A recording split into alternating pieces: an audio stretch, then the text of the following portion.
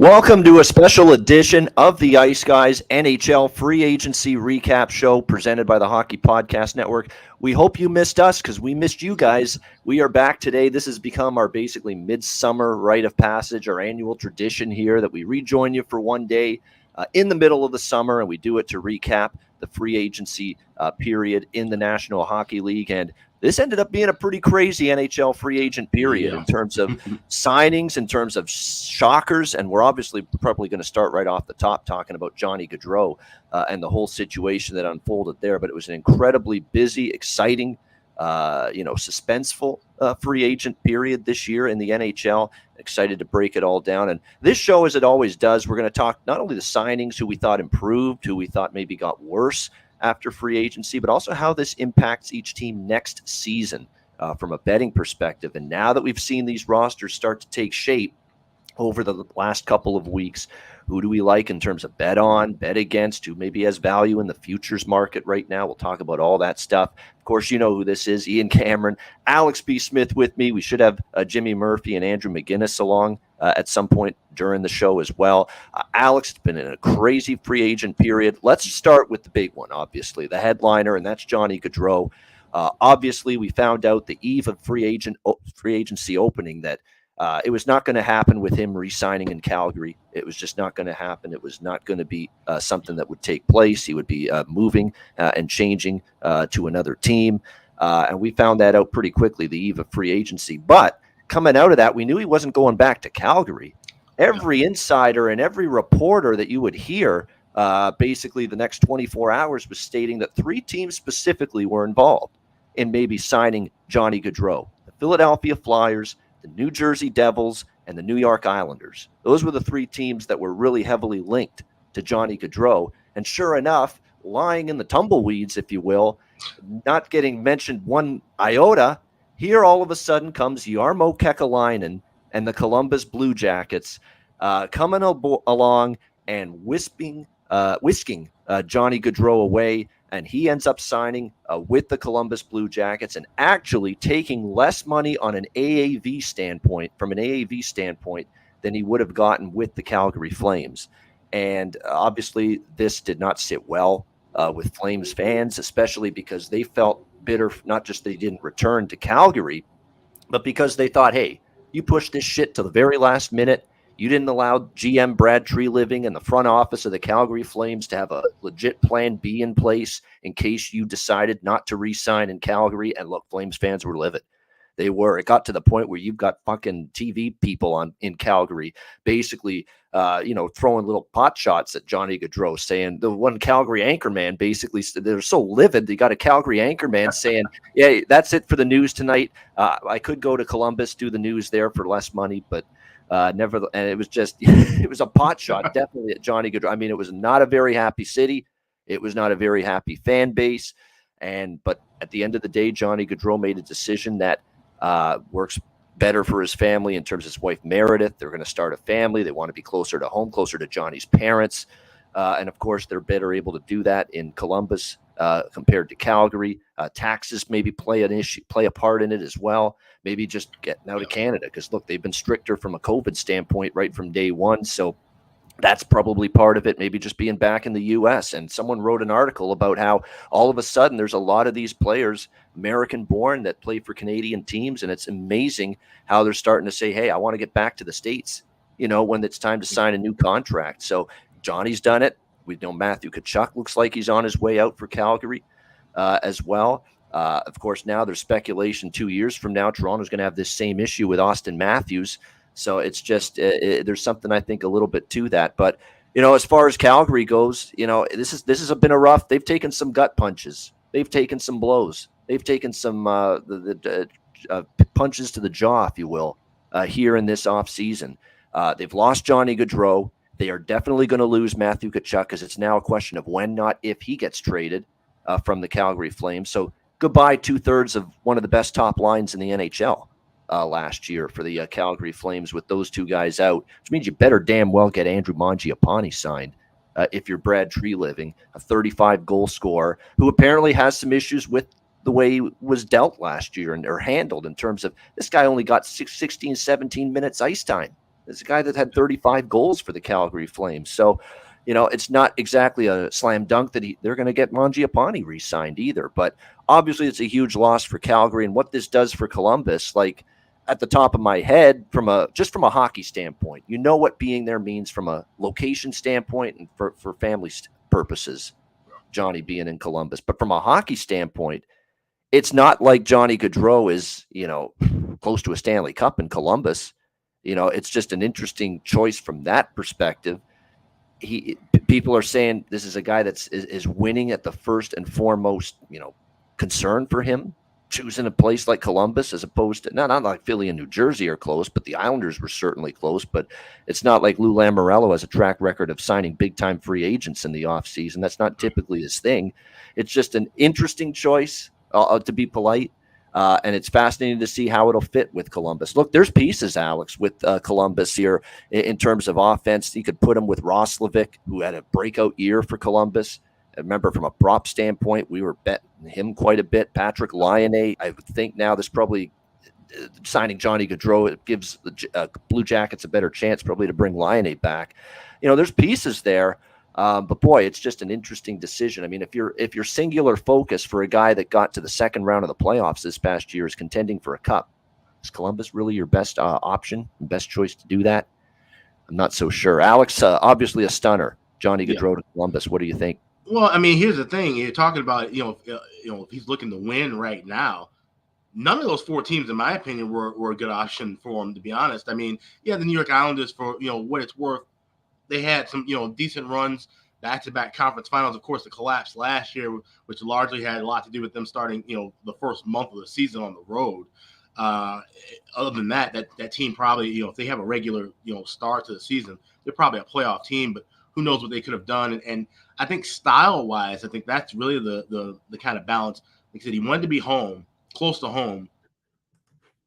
Jersey and Philly would have been closer, obviously, but to be in Ohio and the style, like I said, it's going to be up and down hockey. We know how Columbus played most last year. One of the best teams as far as the over goes, an offensive juggernaut. Now, if they can re-sign Line in it and have him, paired, side by side, Gaudreau and Line, that's a hell of a top line. And I think that style suits him better than what we're going to see now with Tortorella. That's going to be shut down defense all day now in Philly.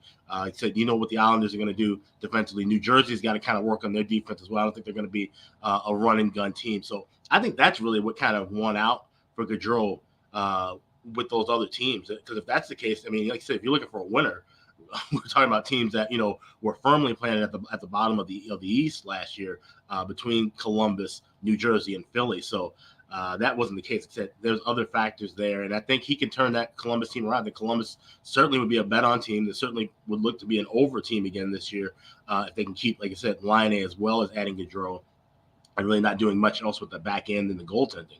So from a betting standpoint, it's wonderful. But from just the up and down as wins and losses, like I said, I don't think too much is going to change. Like I said, Gaudreau's going to have to kind of live with the fact that he's with a team that maybe 500 at best this season.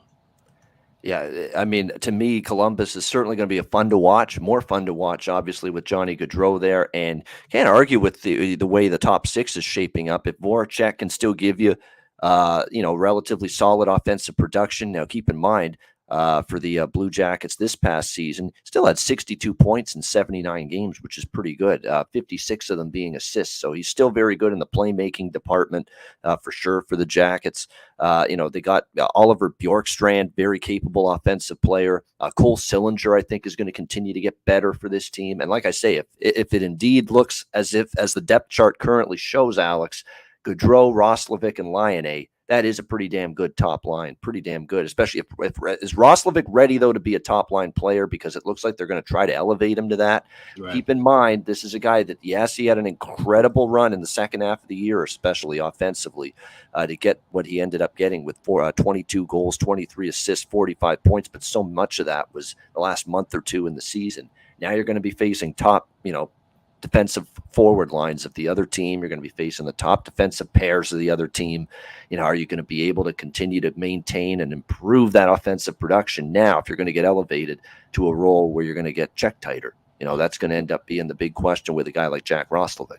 I think that's the case, like I said, and it all hinges on keeping Line A around as well, too. I mean, if you lose Line A, then you've kind of just upgraded his spot with Gaudreau, and you kind of right back to where you were. And then, like I said, that's the question mark. But Rostovic paired with those two guys, I think, his offensive production will definitely be as high, if not higher. And he should be a decent top line guy for that team. Like I said, it's still not going to mean much. I still don't think they're going to win a lot of games. But from personal production standpoints and talking about betting on player props, that line, and if you're a fantasy hockey, if you're into that as well, that's the line to kind of circle, one of the many lines to circle moving forward. And a lot of this is going to hinge upon health as well for their goaltender, Elvis Merzlikins. So I don't know if he's a number one goalie yet. I don't know. Yeah. Right. I don't know. It's it's too early to say whether he is or he isn't. I need to see more.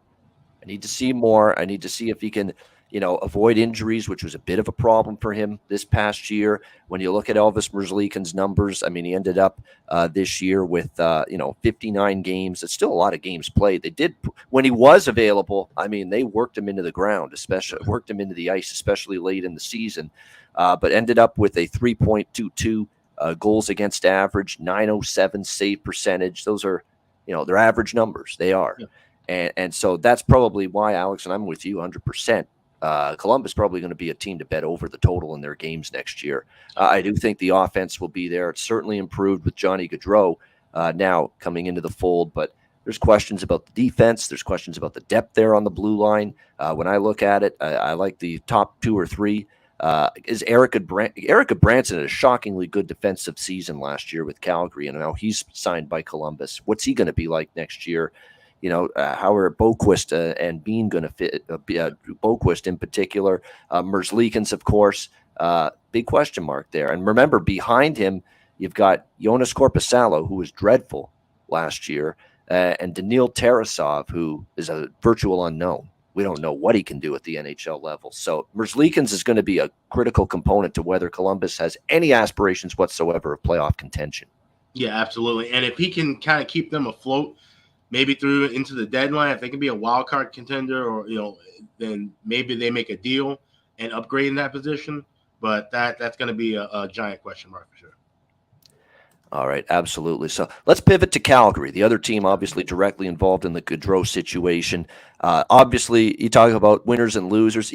I have to grade Columbus a free agency winner just because they got Johnny Gaudreau. It will help them offensively. They've had difficulty long-term signing massive, highly ranked free agents for years.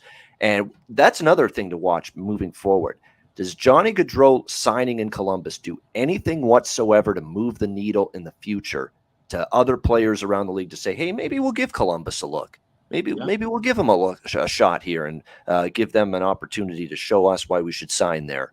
Because you're right, it's been a tough sell for Jarmo Kekalainen, and he's basically going above and beyond. If you watch Johnny's introductory press conference, there's Jarmo Kekalainen doing everything in his power to say, I don't get the haterade, so to speak, toward people signing here in Columbus. So, and it's good on him to do that because look, you work for this team, you work for this organization, you want to be successful. You got to do everything in your power to pump up the Columbus market and make it attractive to impending free agents. Yeah, that's a great point because that's been an issue for them. I mean, pretty much since their inception. Obviously they drafted Rick Nash, a player of his caliber they probably wouldn't have been able to sign in the mid and late 2000s. And like I said, they've just had issues keeping guys around. And I've heard good things from, former players about Columbus, but at the same time, it's just not the big draw. It's not a big city. You're close to Cleveland, but that's about it. So it's not the most attractive draw. It's not New York. It's not Chicago. It's not even Detroit or Minnesota. So they have to get somebody to try to build things around. And like I said, Gaudreau may be that piece that can help, them build around and say, hey, okay, it may not be the, biggest city in the world, but at least we've got some good hockey players here. And now we can try to add and be a perennial playoff contender down the road. Yeah, no question. Calgary, look, this hurts. This offseason hurts. There's no question about that for a team that got to the second round of the Stanley Cup playoffs last year, losing to Edmonton in the Battle of Alberta, that thought they'd be ready to come back this year and give it another shot in terms of Stanley Cup contention. Forget Stanley Cup contention. This is a battle for life and death, I think, to make the playoffs next year right now for the Calgary Flames. It's easy to say, hey, we can pivot from this and find a way to replace what we've lost. But you're talking 2/3 of a top line last year that was absolutely outstanding for you. Say what you will about Johnny Gaudreau's struggles in the past, but he was magnificent with the production for the Calgary Flames last year. How are you going to fill 40 goals and 75 assists, from last year? How are you going to fill that void if you're Brad Treliving? And now it looks like Matthew Tkachuk is going to get traded, not when, but if. And it looks like St. Louis is involved. New Jersey is interested. And lo and behold, the Ottawa Senators might also have their eyes on Matthew Tkachuk in a potential trade with the Calgary Flames. And our guy Jimmy Murphy, I actually saw one of his tweets earlier today. Tom Fitzgerald, GM of the Devils, family connection to the Tkachuks. So that's why New Jersey, I think, definitely has some involvement in a potential trade for Matthew Tkachuk with the Calgary Flames. And look, they struck out and missed on Gaudreau. I thought they overpaid for Andre Palat, to be honest. And I like Andre.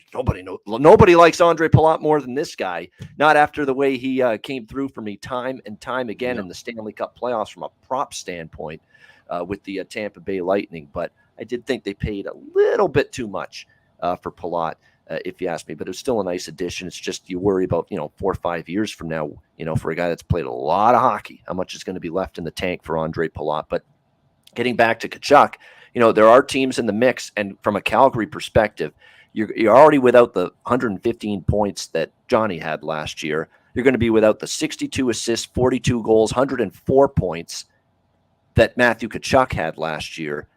You got to replace guys that combined for over 200 points on your hockey team. How the hell are you going to replace that now in free agency or via trade? You're not going to be able to do it. So the arrow has to be, Alex, pointing down a little bit on the Calgary Flames. They've got to get Andrew Mangiapane re-signed now. That is imperative now, especially now that it looks like Matthew Tkachuk's on his way out. But, if you do re-sign Mangiapane, all of a sudden you're looking at a top 6 right now. Lindholm, Toffoli, Coleman, Backlund, Mangiapane. You got to move Lucic back to the top 6 role. I don't think Lucic is at the stage of his career where he's ready for that. And I'm hearing that they're already talking behind the scenes that maybe play Lucic in a top line role because he'll use his big body to open up ice and space for his line mates. I don't know. It feels like now with Gaudreau gone, Matthew Tkachuk about to be traded, we're in a bit of a scramble mode for the Calgary Flames. For the GM, I'm sure Daryl Sutter's already thinking about what the hell am I going to do? How am I going to patch this forward group together next year? It's scramble mode, and it's just been, look, there's nothing else to say. It's been a massive setback, especially up front for the Flames. I still like the blue line for the most part with Hannafin and Anderson, and Oliver Shillington had a terrific breakout year for them. Markstrom still, I think an above average, good goalie in the National Hockey League, even though he had his struggles with Edmonton, which he always seemed to struggle for some reason against the Oilers. But yeah, this is definitely, Alex, in my opinion, an off season where for Calgary, it's been a tough one. Yeah, absolutely. I mean, like I said, you knew you weren't going to be able to get Gaudreau back, but now to not, be able to keep Tkachuk around, like I said, it's massive. That's a massive loss for a team that, let's keep in mind, they had a super hot run offensively at the beginning of the year. But then they kind of cooled off and they were just kind of stagnant. They played, Daryl Sutter defensive hockey for the majority of that second half, and they carried them through. And, they were able to kind of get the offense sparked at times, but it wasn't enough. I mean, it certainly wasn't going to be enough to get past Edmonton the way that they were playing in the postseason. You got past Dallas, but, when Dallas scores maybe 1 or 2 goals a night. So that series, and that was probably I think one of the worst playoff series, honestly, in the last 2 or 3 seasons, to be honest. At Dallas, Calgary, it was listening to nails on a chalkboard, watching that series with those two teams the way that they were playing going into the postseason. So now you lose that offensive spark. And of course, Sutter's, going to say, all right, well, now we can, play more of my brand of hockey, but his brand of hockey does not work in 2022 and 2023 for a full 82 game season. You have to have offense more nights than not. And they won't have that kind of offensive production. Mangiapane, I think they'll be able to sign him easily now because, like I said, he wasn't getting the minutes last year. Well, he's going to get a ton of minutes. If anything, he's going to get overworked, and maybe we don't even see that kind of production because he's now the ace of that top six line right now. Like I said, Milan Lucic having to come back up to the top line. It's just a disaster right now. Calgary's got cap space. They've got some solid prospects. I talked a lot about Dustin Wolf, the goalie they've got down in the AHL. He had a tremendous run in the AHL. I think he might be ready for prime time sooner than people think.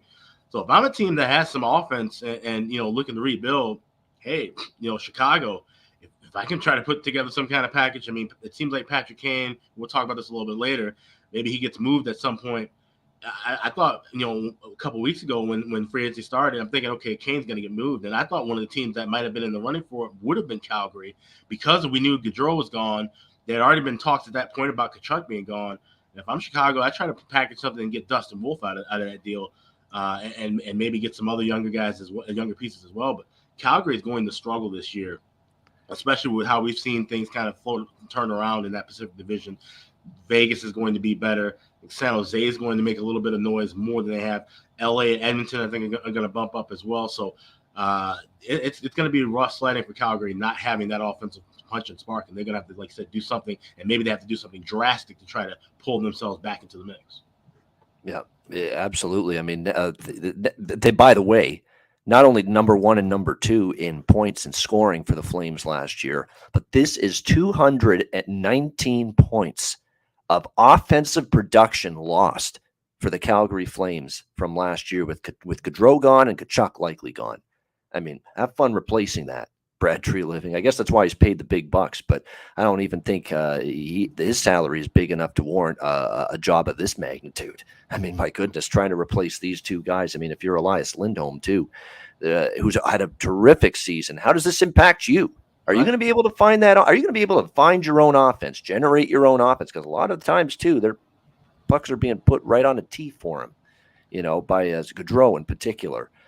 How much does this impact Lindholm's production offensively? He's going to have to really generate a lot more, on his own next year. That's going to be interesting to see. Can Mangiapane step in and help, replicate at least some of that production? I mean, he did have a breakout season, 35 goals. You're right. They've got tons of cap space now. They will. So they're going to be able to re-sign him. So, but big question marks now with Calgary moving forward. My first thought, Alex, is under their win total next year, Calgary, after everything that's gone down, and probably under the total with their games next year, especially now that Sutter's entrenched there. You could see this team playing a lot more of the 2-1, 3-1 variety next year in a lot of games, given the offensive production that's been lost. So Calgary, definitely a lot of questions moving into next year. When you continue to look at what transpired, I want to talk about Tampa Bay Lightning a little bit. The defending, not defending anymore, but two-time defending Stanley Cup champions until this year when they were knocked off by the Colorado Avalanche. 3-time Eastern Conference champions, if you want to say that. Yeah. 3 in a row to win the East, 3 times in a row in the Stanley Cup final, the Tampa Bay Lightning. And if you wondered if this team was going to just go away and die next year, think again. And Julien Brisebois is hell-bent on ensuring that hopefully doesn't happen, because I like that he locked up a lot of key pieces. Obviously they weren't able to re-sign Palat, but hey, you're not going to be able to keep everybody. But they re-signed Mikhail Sergachev, Eric Chernak, 2 very key important defensemen for this team, especially when Ryan McDonough now in Nashville, and obviously with Hedman, getting older and he needs more support on that blue line. But to bring back Sergachev, sign him long-term, sign Eric Chernak, who's just a warrior. He is just will do anything at all costs to win. He'll block a zillion shots, go limp off the ice and come back 5 minutes later if he can. Those are the kind of guys you win playoff games and win playoff series with. And then you sign Anthony Cirelli as well to an 8-year extension. All 3 of these guys. And Cirelli's two-way forward game is just impeccable. It's outstanding. He can give you offense, and he is about as good as it gets outside of Patrice Bergeron away from the puck, as a forward defensively. So for Julien Brisebois to get all of these moves done, great job. It ensures that Tampa Bay is still going to be, battling to win the Atlantic, will still absolutely be a team capable of winning multiple rounds in the Stanley Cup playoffs. And what I also like, Alex, is I thought for sure Nick Paul was gone, that there was no way he was going to come back to Tampa Bay. They found a way to get him re-signed as well. A guy that had an incredible impact and had a terrific Stanley Cup playoffs for the Tampa Bay Lightning during the spring. And I thought for sure they weren't going to be able to keep him, and sure enough, they did. Great job by Julien Brisebois. They're a winner. They're a clear winner in free agency. Not so much that they made a ton of signings. It's who they were able to keep from last year's team. They lose Palat, they lose McDonough, but boy, they did more than enough to make up for that and then some. And look, Tampa Bay, as far as I'm concerned, unless Vasilevsky gets hurt, out for the season, that kind of thing, which can obviously change everything for them, he's that important to their success. But there's no reason to think they're still not in the mix next year. That's true, but they're still going to have to do some other things here. I mean, I'm looking at, they still are $7 million over the cap as of right now, and obviously that's also with Cirelli now, being listed as on IR. So I don't know if this, they have issues. Obviously, they've had a lot of guys that are banged up. It's quite possible they could have somebody miss the entire season again. And I know everybody's going to say, "Oh, here we go again, Tampa Bay," storing people on long-term IR, but they literally had a ton of them. You can go through it on Twitter, the injuries that they have dealt with over the last 2 or 3 years. And we talked about it throughout the postseason about how many games this team has played.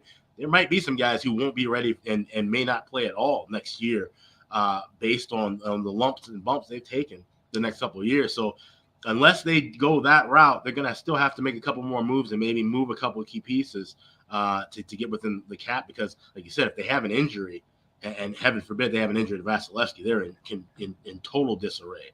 But they did a great job, and like I said, with the re-signings that they have, and especially to the Nick Paul, that's a great deal, and especially money-wise too. You're only talking about $3.1 million, AAV for the next few years. So that's a great re-signing for sure. They're going to be in the mix, but like I said, I worry about them at the beginning of the year from a betting standpoint because, like I said, that much hockey. We saw it last year how they struggled early. I think we might see that again, where we might see them struggle early, and they might be a fade team in October or November just because of the sheer amount of hockey they played. And if they don't have certain guys coming back and fully ready and fully healthy, it might take them a little more time to kind of get fired up. They might be like we've said about Pittsburgh the last 4 or 5 years, where they have those injuries. They kind of weather the storm in the first half, and then they can bounce back in the second half of the season. Yeah. That's what I mean, actually, by not going. I 100% agree with what Alex just said in terms of the regular season. They are not going to be a team I'm going to be looking to back day in, day out, game in and game out in the regular season, especially early in the year. But I certainly expect them still to be a playoff team. Once they're in the playoffs, they're as dangerous as any team, as far as I'm concerned. That's going to be the key. And to be honest with you, look at last year as a perfect example. They just coasted and glided their way through the regular season. They finished third in the Atlantic. They had to start every playoff series on the road. Think about that. They didn't have home ice advantage in any playoff series last year and still ended up going to the Stanley Cup final, which tells you they just are, let's get everybody, let's just use the regular season to get everybody, get the chemistry, get the cohesion down pat. If guys are injured, we're not going to push them back. We'll give them all the time they need to recover from injuries. We'll just muddle our way through the regular season. Just get in the playoffs. Doesn't matter where we finish. Let's just get in, and then all of a sudden turn it up at playoff time. That's becoming the MO for Tampa Bay, kind of like your Golden States in the NBA and some of these other teams in other sports, where it's just the regular season's just coast, get into the playoffs, doesn't matter where you finish, and then we turn it on at playoff time. One big thing, though, and I predicted this during the postseason. I said it on some of the live shows and some of the tape shows as well. The Atlantic is going to have a complete turnaround, and we've definitely seen that now with how Boston has fallen off and how Ottawa has now picked up, and Ottawa looks to be the team that could really make some noise in that division. No, there's no doubt about that. I agree with that. And you're right. For years, we've talked about this Atlantic division just being this massive gulf between the top four and the bottom four in that division. It was Toronto, Tampa Bay, Florida, Boston, for years, just leaps and bounds better than the bottom feeders in the Atlantic, Detroit, Ottawa, Buffalo, in that division. It was just a huge gap between those teams. But this year, that's going to change, and that's a perfect segue to the Ottawa Senators, who, look, Pierre Dorion just on the offseason of a lifetime, in all seriousness, for the Ottawa Senators. It's been marvelous to see what has transpired here for this team in the offseason and the improvements they have made. It started with bringing in Alex DeBrincat from the Chicago Blackhawks, a terrific move. that he was able to make. He re-signed Josh Norris, who is going to be a key piece to this team for a very long period of time.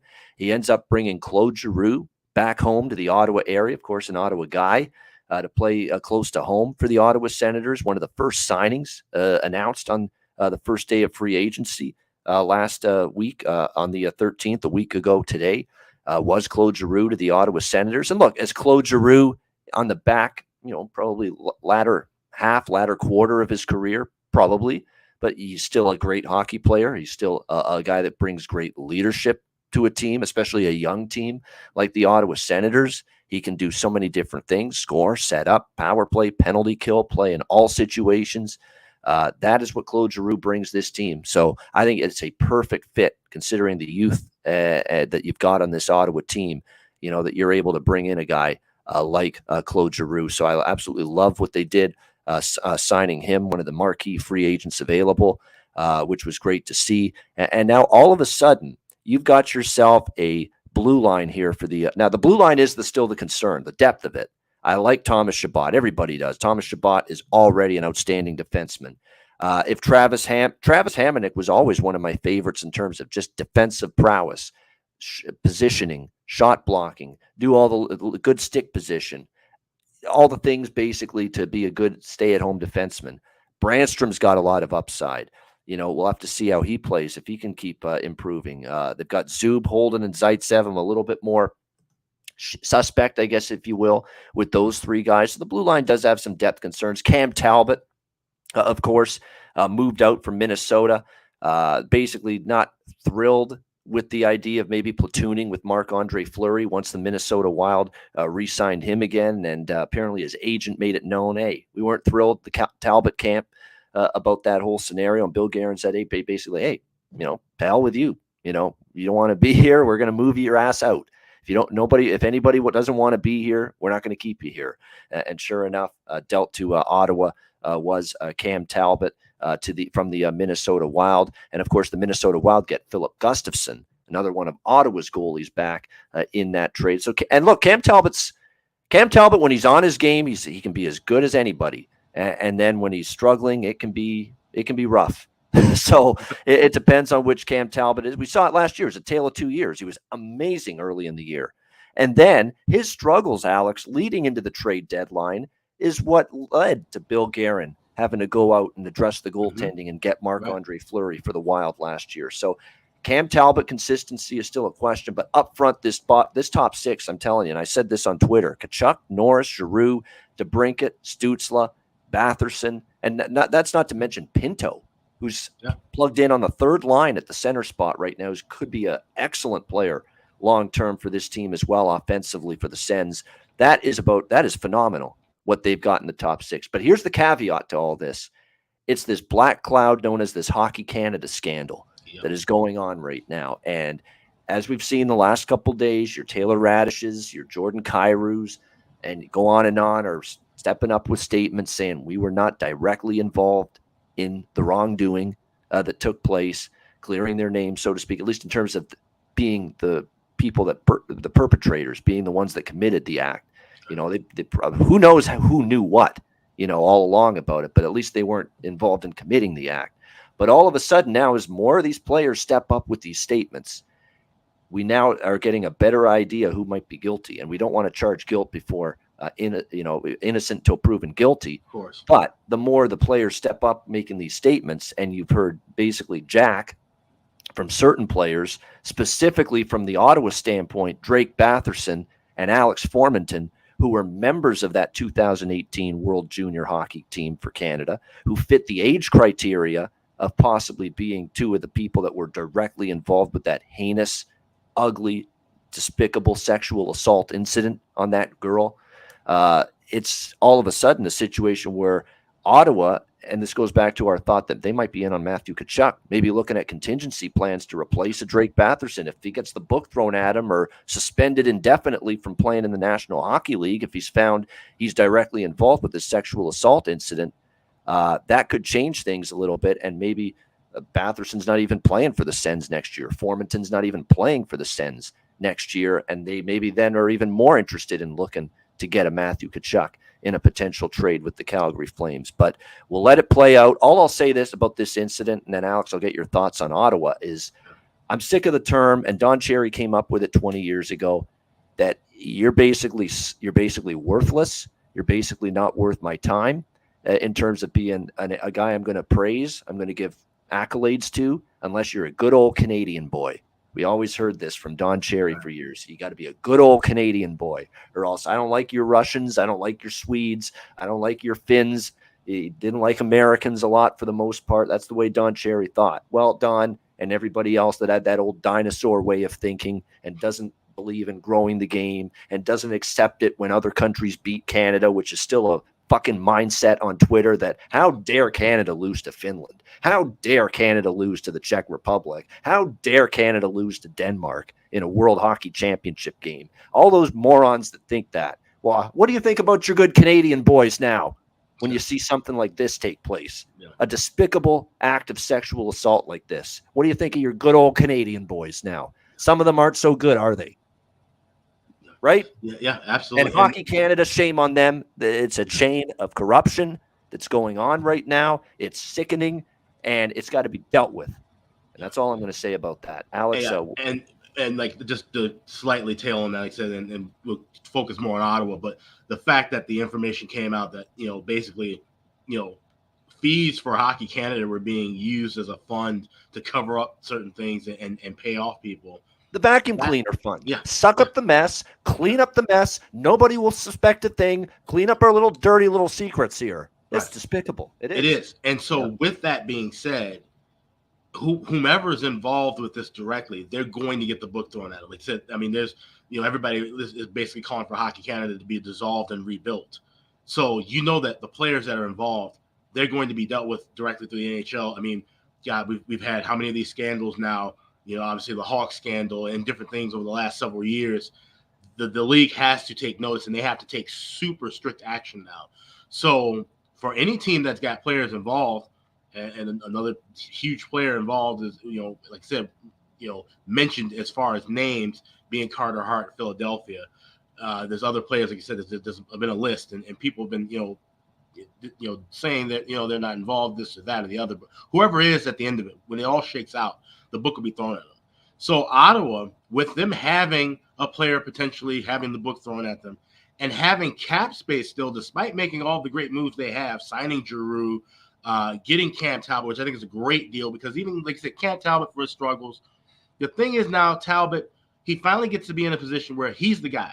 He doesn't have to worry about splitting time because think about it. He was also splitting time with Kakko Kakkonen before Fleury got there. They were running an A and B system in Minnesota at the beginning of the year, even when he was playing well. So he doesn't have to worry about that now. I mean, Anton Forsberg's not coming for his job anytime soon, all right? He played well despite how bad Ottawa had been the last year and a half. Talbot being the number one guy, getting all the time he wants and proving he can still be a top goalie at 35 years of age, he's got that window open. But now with Matthew Tkachuk now possibly having the possibility of playing with his brother, Ottawa now adds more fire to the fuel of that top line if Batherson is cleared. And if he's not, then you just filled that hole with a player who's good enough, if not better, and you're still in great shape to make some noise in not only the Atlantic Division, but the Eastern Conference as a whole. The way that this team's shaped up right now, if everything can stay intact and healthy, they may be a year or two away from being a Stanley Cup contender. No joke, because Talbot's contract's only 1 year. They'll have more money come up. They can go get a number one goalie, a top tier goalie, and sign him to a long-term deal. They have the forwards to keep them afloat for a few years. They can go sign some top tier defensemen when some of these contracts expire. So this year is a big stepping stone for them. If they can be a playoff team this year, the next season, the 23-24 season, we could easily be talking about Ottawa, challenging with Tampa Bay and the Colorados and the Carolinas of the world. It's not that far-fetched of an idea anymore. As bad as Ottawa has been for years, they finally hit that point now where the rebuild's over. Now it's time to contend.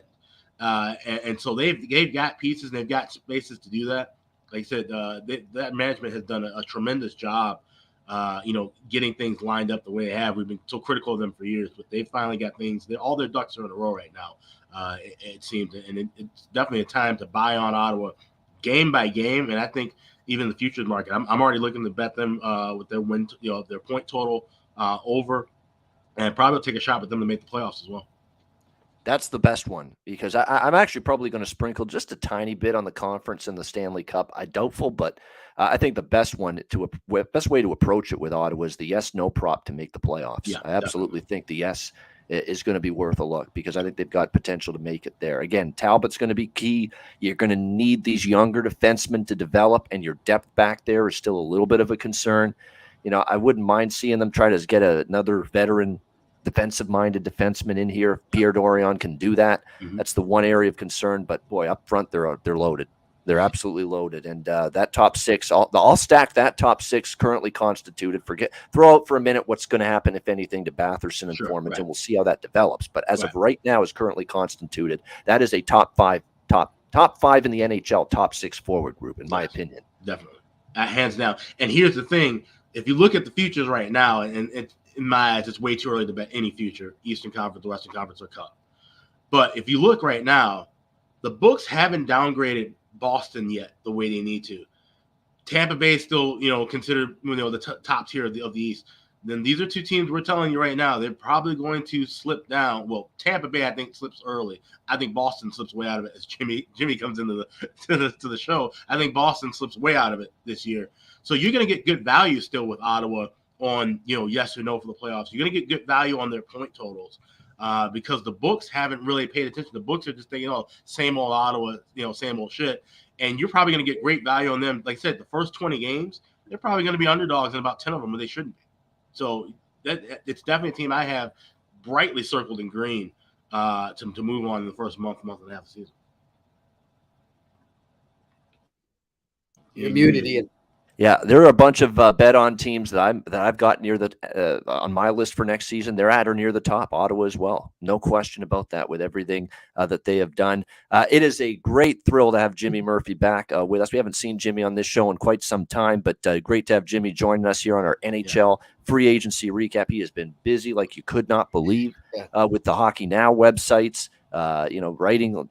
Writing up a storm on a regular basis for both of them. Jimmy, good to have you back. And just anything free agency. I mean, what do you want to talk about? What stuck out to you the most? Good to see you guys. I think the one thing right now is that, obviously the Johnny Gaudreau. I mean, I think that took everybody by surprise. He went to Columbus. However, look, I want to say that I think right now, I think it's starting to tone down a bit, but off the get-go, Columbus and him, we're getting a lot of flack, how could you go to that place and all this? And look, guys, I'll tell you, Columbus is one of my favorite places to go on the road when I travel to cover hockey. I've had a great time there. It's very reasonably priced. It's much more reasonably priced to live there. Not that would matter in his stratosphere, but it's a cool place. It's low key, and they've got a good fan base. They pack the place a lot. It's not as bad as everyone seems. I just didn't picture them as being in contend now mode. I kind of had them in a rebuild mode right now. Mm-hmm. So that caught me off guard. So yeah, that was surprising there. I know New Jersey was in on them for sure. I was surprised the Flyers didn't make any move there. That's another team maybe we should get to later. They're kind of disgusting me right now. Chuck Fletcher is just really Chuck Fletcher's disgusting their fans right now. It's pretty clearly not got his old man's prowess to swing for the fences and get a big deal done, right? No, they're tanking it, man. They're tanking it for Bedard, it seems like. So, but other than that, I thought, it's been a fun off season so far, both with free agency and trades.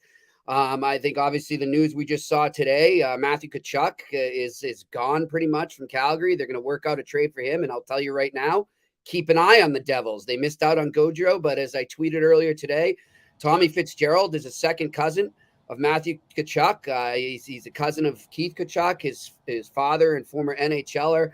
They grew up together, played hockey together when they were kids in the Boston area. They're like a hockey royalty family here in Massachusetts. So they are definitely a team that's going to push hard for him. I was even told, I haven't even wrote this, but I'll break it here if you guys want, that there was a deal on the table between New Jersey and Calgary for Matthew Tkachuk at the draft, which would have sent the second pick overall to the Calgary Flames. And the Calgary Flames backed out at the last second, thinking that this moment or this offseason can never get this bad, I guess.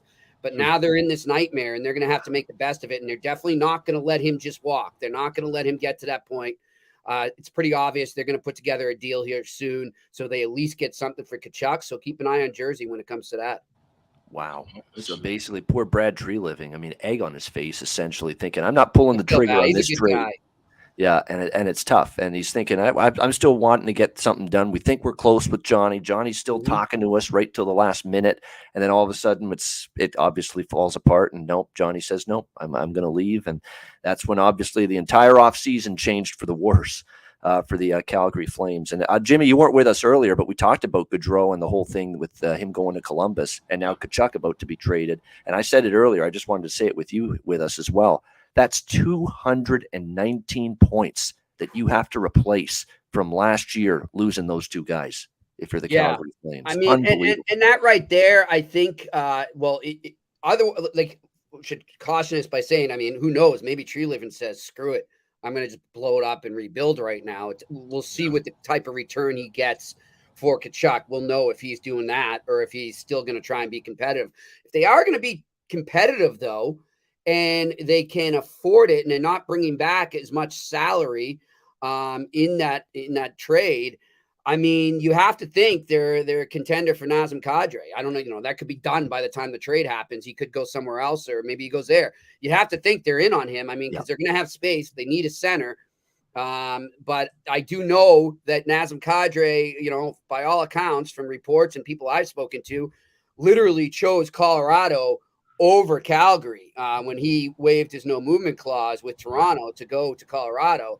So I don't know what would cause a change of heart, especially now if, like you just said, they just lost all those points in that offense. Right. Why would he want to go there? My gut is he ends up staying in Colorado. I think that's why it's taken so long. He's just waiting for them to accommodate it. But it's something, man. It's a lot of stuff going on, boys. A lot of stuff. A lot of stuff going on. You're 100% right. It's been crazy, but and you like Ottawa pretty much, Jimmy, along with us, what they've done. It's been a great offseason for Mr. Dorion.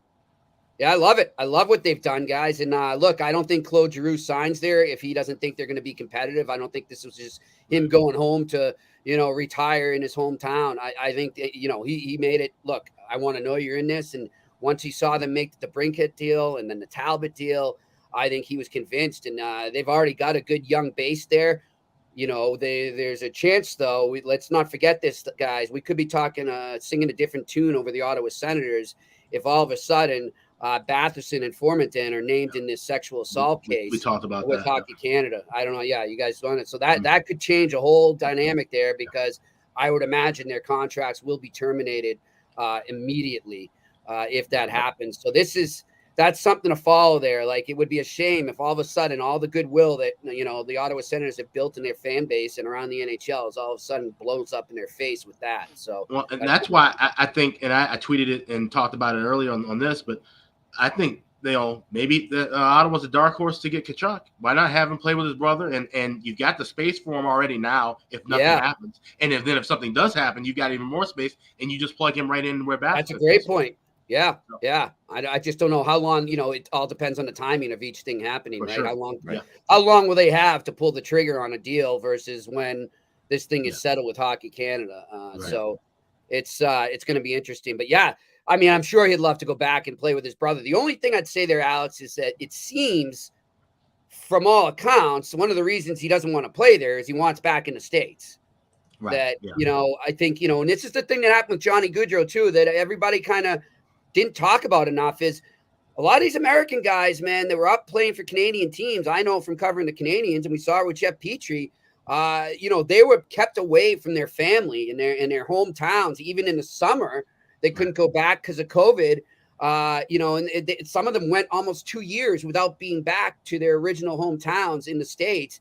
And I think that's changed a lot of the dynamic there for the Canadian teams, not in a good way. I think that it's made a lot of players want to be closer to home. And people are going to say, well, then why did he go to Columbus?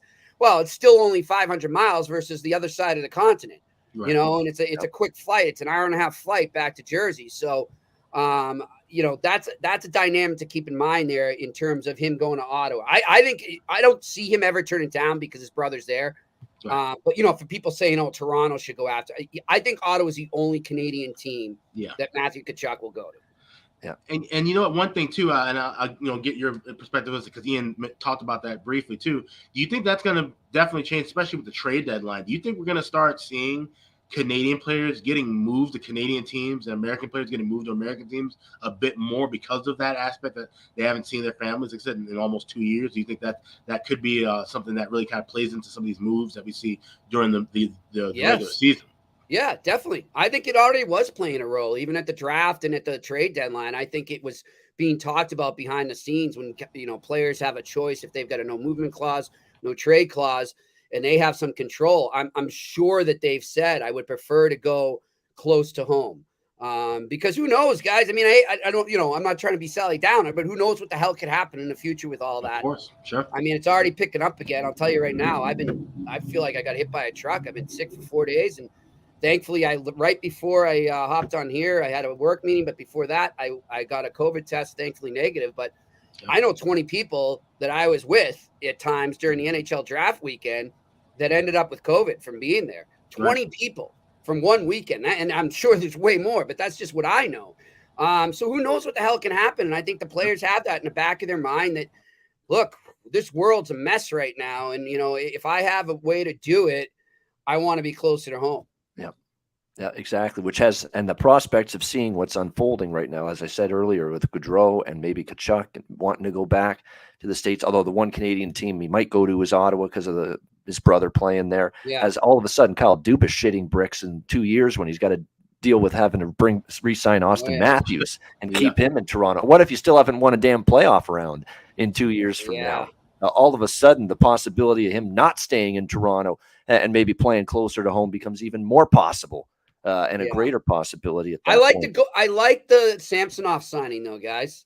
Yeah, the goalie signing there. I liked it. Yeah. I think that he's got some skill. Look, first round pick he was Ilya Samsonov. Yeah, I mean he's a first round pick. He sucked in the playoffs. Nobody can argue that. But overall, his stats weren't that bad in regular season. And furthermore, the Capitals sucked as a whole the last couple of playoffs, right? I mean, they haven't been anything special. It's been more about, Ovechkin breaking the record, but team-wise, they haven't been that great. So that was no pillar of strength blue line on that Washington team last year. No, not at all, guys. So I kind of think that could be kind of an under-the-radar signing that might pay off and get Dubas off the hook. It's a good change of scenery move, I think, more than anything else. It's a roll of the fucking dice, both of those guys, Matt Murray and really Samsonov. It really is. He's gambling, paying on the cheap to bring these two guys in instead of giving the term. And the term is what the hiccup was with re-signing Jack Campbell. Yeah, and that's why Jack Campbell which is a great fit, obviously, for the Edmonton Oilers. Perfect. There's no question about that. So Toronto and Edmonton, they're two teams you can basically partner with here in terms of talking about them at once, because it's really all about the goaltending. It's just a huge roll of the dice because Matt Murray's played 88 games over the last 3 years combined. Right. I mean, he's just not been able to stay healthy. When he's been on the ice, he's been good at some games, horrible other games, no consistency whatsoever. I do think actually and I said this to a couple Leaf fans I know, and I said, don't be shocked if Ilya Samsonov's the starter on opening night. Oh, for he sure. Actually, I think is the guy, the younger goalie, less wear and tear on his body. I think a greater upside long-term. Remember, he was drafted in the first round by the Washington Capitals. It would not stun me in the slightest to see him outplay Murray. Murray could be a good 1B. Guys, well, the other thing, too, people were like, oh, well, I can't believe they didn't bring Campbell back and all this. I'll ask those people right now, what the hell has Jack Campbell won? Nothing, right? No. What the hell's Matt Murray won? 2 Stanley Cups. Yeah, I know it was in 16 and 17. He still won them, though, and nobody can take that away from him. And you don't just lose that winning mentality, that winner inside of you. And I think the guy's got something to prove. And what a place to prove it than in Toronto. And you make a great point there. Yeah, I think a great scenario would be for Samsonov to emerge as the starter, and then Murray, you minimize his games, so he's still going to be able to stay healthy. And he also could be a mentor to Samsonov as well. He could be a good veteran mentor. He's been through a lot in the last few years. He's probably learned a lot about himself in the game. And he could be a good influence on him. So I kind of I never understood the whole thing about Jack Campbell, guys. I mean, he's good, but he's not that special. Well, as far as resume goes, I mean, Auntie Niemi has entered the chat. Like, yes, right? So winning a Stanley Cup. Yes, he's won two cups, but Murray's really had one good season. That's pretty much about it. But like you said, I agree with you in the sense that Samsonov, being the starter, can now let Murray be a true backup. I don't even think it's a 1A, 1B situation. I think he would just be a solid number two. Backup, Let him get healthy and let him regain that focus and maybe regain that high level we saw in Pittsburgh. And then he can, that would be a formidable tandem because that's what they need. Toronto's going to need two goalies to finally break this curse. They could use some defensemen too. Yeah, of course, that as well. But yeah, so they're gonna need both of those guys to play at a high level. And I think having out be your number one guy right out of the bat, and then let Murray kind of work his way back to a higher level, I think that's the best way for them to approach it going into the season. Yeah, no question. And they're also a team, we talked about Tampa Bay earlier, having to get cap compliant, make a move or two to get under the salary cap. Toronto has to do that as well. So there's hints that Hall might be traded. There's hints that maybe Alex Kerfoot might be traded. So we'll have to watch and see if anything develops on those two fronts moving forward. But yeah, Toronto to me I do think I like that they brought back Giordano. I really do. I think that's going to help them. I do think I thought that blue line last year did play better than they have in any recent year, in my opinion. But, now with Murray and Samsonov back there, that's just a huge couple of question marks. But you weigh the risk, the cost benefit analysis, I guess, if you will, to steal an economics term. The cost of keeping Jack Campbell was too much in the eyes of Kyle Dubas, and said, we're going to go a little bit, riskier potentially with Murray and Samsonov, but it's going to be better financially for the team because we're dealing with such a strain with the salary cap. And they're going to sink or swim with that decision. And you know what the thing is, what made Jack Campbell so attractive of a move to even get to Toronto, and of course what he did the first few games he was there, but his starting point in LA, he had some flashes of brilliance. I think him going back to the Western Conference, I talk about this all the time. Sometimes with goalies, I think flipping conferences can make a wealth of difference. I think him going back to the Western Conference, I think maybe helps him. And obviously, we know Edmonton needs all the help they can in net. It's been like that for a while now. I think they might have finally solved that problem potentially. Yeah, no question about that. Edmonton, we mentioned it.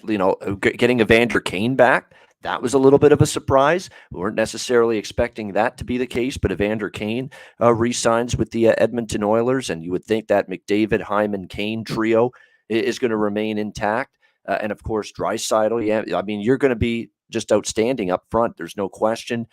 You're basically coming back with very close to the same blue line for the most part intact. You're going to have Nurse, Ceci. They re-signed Brett Kulak, who they got at the trade deadline last year. Bouchard is back. I'm sure Philip Broberg is going to get an increased role with the team, and they have high hopes for him as a long-term good blue liner for the Oilers. Barry, of course, as well. And you're going to be dealing with a duo, assuming Mike Smith does indeed retire, because I think either way he's not going to be back in Edmonton or he's going to retire. You're going to be having a duo of Jack Campbell and Stuart Skinner for the Edmonton Oilers there. I had to get one of those in. But and Stuart Skinner's ready to be a full-time NHLer. Obviously, he's going to back up Campbell, but there's nothing more he can prove at the AHL level. He's been outstanding at the AHL level for Bakersfield, the Condors there in the AHL. He's ready for full-time NHL duty, but obviously now with bringing in Jack Campbell is going to be the backup. But yeah, Edmonton's right there next year. I mean, the key for them is going to be, can that defense play well, and can Jack Campbell resemble the Jack Campbell when he first joined Toronto and early last year when he was outstanding. And I'll even say he played good in the playoffs against Tampa Bay, even though they did not win that series. They didn't lose that series because of Jack Campbell's performance. It was a close series. It was a tough series. I mean, he loses game 7, 2-1. What the hell do you want the guy to do? I mean, at the end of the day, I don't think he played that poorly. So I like the situation overall for the Oilers going into next year. And certainly as long as McDavid and Draisaitl stay healthy, and they've got Hyman, they've got Kane now back in the fold, they've got offense for days. And that's going to win them a lot of hockey games, even with some question marks with defensive depth and even with the Campbell-Skinner duo, which we think they could be good, but we got to see it first as well.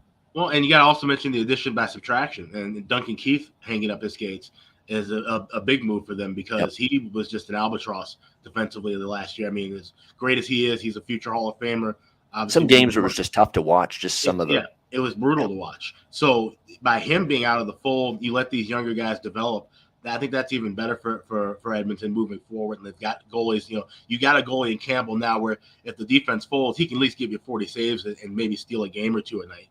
Yeah. So I think Edmonton's in much better shape than I predicted potentially. So they're, like I said, with the way things are flipping around in that Pacific Division, they could be right back at the top of it for sure. Yeah, we're not making Campbell and Skinner look like the best duo in the National Hockey League as far as goaltending is concerned. But is it more trustworthy and reliable to me? Two younger guys, two very capable, good younger goalies than Smith and Koskinen were for the Oilers last year? Absolutely. Don't they have somebody else? I'm pretty sure they got somebody else coming from below, like that I forget the guy's name. I read something about it that might be pushing in camp. So they might even have a young guy. If Skinner doesn't work out as a backup, they might even have another guy coming up. I would say too, I think that as we saw last year, guys, I mean, Edmonton definitely tightened up as a team defensively more than they had been in recent years, right? I mean, they paid more attention to that. They've made it a focus. It made them made them more responsible out there. And I thought that was one of the things that carried them into the conference final. Yeah. And don't forget, they've got a guy, not goaltender. We'll have to look in to see what their goaltending prospects are. But I know there's one player in particular that he might even get an NHL look next year. He's going to probably start in the minors, but he might be up in the NHL at some point because he could be that good. Is Xavier Bourgault for the Edmonton Oilers. He's absolutely terrific in the Memorial Cup, playing for the Shawinigan Cataracts. They got to the Memorial Cup this year. They won the QMJHL championship. He was outstanding at the World before they got shut down, the World Juniors. And, of course, the World Juniors will be done next month in August. They'll be doing after it was postponed last year due to COVID. But Xavier Bourgault is the real deal. I think he's going to be an outstanding. They already have a lot of offense. There's no question. Now you're going to add him as another center on this hockey team. Absolutely good returns for him, I think, definitely long term. So keep an eye out for him. He'll probably end up being a really good player. It's funny that you're talking about the goalies with the Oilers, and I wondered, and as we were talking about, I'm like, wait, what happened to Mikko Koskinen? And I see he's now he's in Europe. Yep. Yeah, he's in the league where the goalies pretty much go out the pasture in Switzerland. Yeah, exactly. He's going to enjoy his last few years before he retires, probably over in Europe. All right, we'll do some other teams in quick hitter style before we wrap up here, but we do want to get to a few more teams. I want just quickly on Anaheim. It's not like Anaheim lit it up with free agency, but just some nice, smart signings like Ryan Strome, for instance, to insulate the center spot for them. And when you look at how that team offensively last year looked with Zegras and Terry and Isaac Lundestrom stepped up, and you might probably have Mason McTavish on this team full time. Someone I saw very closely here in Hamilton with the Bulldogs, another team that got to the Memorial Cup last year. This is going to be a great forward group. Now, we talked about Ottawa with Formanton and Batherson. They've got a potential situation with one of their forwards, Max Comtois, as well, with this unfortunate, ugly, heinous Hockey Canada scandal that he might have direct involvement with that sexual assault incident. So what comes of that, we'll have to wait and see. But the blue line, Jamie Drysdale, having him for another year is a good thing. They end up, Josh Mahura's got a lot of upside long-term as a defenseman. Cam Fowler can still play at a high level. Do you get a bounce back from Gibson, right? If you get a bounce back from Gibson, if you get the John Gibson that has had for the most part a terrific career, and not the John Gibson that, look, at times last year struggled mightily, couldn't stop a beach ball. There's a lot of things to like about Anaheim. The Kings last year were that team from the Pacific Division that shocked everybody, making the playoffs that quickly. That could be Anaheim this season if John Gibson can get his shit together. It's kind of a big if, but I love them up front. Drysdale up at the blue line because it's going to continue to get better. There's things to like with Anaheim, in my opinion there. I agree. And they got a lot of money still left that they can spend. They got $30 million in cap space, and they still got roster spots open. So I can't imagine that they're done just yet. I think there's going to be some moves made. I can see them making some moves between camp and opening night that kind of bolster that lineup even a bit more. And like I said, they could be a player in that wild card, range, like LA possibly. And I think if you build some defense around Gibson, then he have to be the guy that make 50 saves tonight. That's the thing. I mean, Gibson's still, in my eyes, one of the top 5 goalies in this league. When he's healthy and he's got at least an adequate defense in front of him, which he hasn't had for most of his Anaheim career, this guy is lights out. So, let him be able to rest and give him some defense in front of him. and along with that offense, Anaheim could make a little bit of noise for sure. They're definitely a bet on team when they're a dog more than they've been in the last couple of years. Yeah, I'm surprised though, guys, all the talk we heard, right? And I mean, people I talked to, despite all that talk, said there's really been no substantial offers for John Gibson. I mean, we've heard his name for since the trade deadline, he's been out there. You got to imagine, that the Ducks are asking for a boatload for him. So, that's probably why he hasn't been moved right now, but I would keep an eye on him. But his agent also said, Jimmy, he's committed to Anaheim, apparently. Yeah, Gibson, so yeah. We'll see. Yeah, we'll see. Yeah, you talk about 4 more years at $6.4 million too. So, I mean, for a team to take that on, they've got to kind of do some finagling. There's not too many teams that are in the spot to do that with the number one goalie. There's a couple teams that could do it, but the 2 teams I would have looked at would have been the Devils and the Senators, and they already took care of that. So exactly right. Yeah, no question. Dallas, nice job getting Mason Marchment. I like that for Dallas next year. I don't love the coaching hire, to be quite honest with you, but I like Mason Marchment being brought in there for the Dallas Stars. So I like that move. Colorado, well done bringing Big Val back. Nichushkin, who was just absolutely outstanding in the playoffs last year. Buffalo, I really like everything now about Buffalo, except I'm still questioning their goaltending a little bit. Craig Anderson is back. I mean, what's he got left in the tank? Eric Comrie, if he can show, he really played some great games for the Jets in limited action last year for them. If he can show you something, then Buffalo's a contender for the postseason as well. But again, it's going to be the goaltending's. I love the Lyubushkin addition. They need a little more grit, sandpaper, defensive-minded prowess on the blue line. Physical defenseman Ilya Lyubushkin is that. They signed him. So, and we know we like Buffalo up front. And Owen Power, a full year of him, certainly is going to be great for this hockey team next year. And up front, I think there's a lot to like with Tage Thompson breaking out and having a huge year last year. Peyton Krebs is only going to get better. That was a huge piece in the Eichel deal that they got. You watch him, he's going to have a big year. And Dylan Cousins, I'm telling you, Dylan Cousins is ready to have a big-time season. He really is for this Buffalo team. He had a great World Hockey Championship for Canada just a few months ago. Up front, I love them. Defensively, they've continue to get better. It's going to be, what are you going to get from Anderson and Comrie? If they can get even solid goaltending minimum from them, Buffalo is going to be in the mix. Not for sure make the playoffs, but absolutely in the mix maybe to contend for the playoffs next year. We'll see how that turns out. I think Buffalo is basically last year's Columbus. I think we'll see a ton of offense. They're going to be a great over team. They're going to be a team to bet on and get some wins, but that goaltending is going to be the absolute crux of them. I mean, Anderson at 41 years old, Eric Comrie, who's, like I said, been hit or miss in limited spots. You bring back Malcolm Subban, who can't stay healthy. Ukko-Pekka Luukkonen, they're still the guy that they're kind of counting on for the future. They're grooming him, How long do you keep him in Rochester before you have to move him up at some point? And you've got these contracts. So Comrie's deal for 2 years. I was stunned by that. So it's interesting to see what they have to shift around and stuff. If it ends up being Luukkonen and Comrie at some point, and maybe Subban's not healthy enough to. At this point, he seems like he's an AHL goalie at best. Maybe Anderson's not fully healthy, or he ends up retiring in midseason. Who knows? Something like that can happen easily. Then they're maybe in a prime spot to possibly be a playoff team at some point. I don't think they're ready yet. I think they're maybe a year or two at best away. I'll tell you guys too, one thing, I feel bad for Buffalo fans because you look at it right now. We were just talking about Gibson, or even going back to Tkachuk trade talks there. They've got the artillery, the picks, the prospects, the young roster players to pull deals like that off right now. But, I mean, it's pretty clear that the Pagulers, their ownership there, have put all their money into the Buffalo Bills and just said, we're forgetting about hockey right now. And it's a shame because they're in a prime position to take that leap right now, I think. Exactly. They played great at the end of the season last year.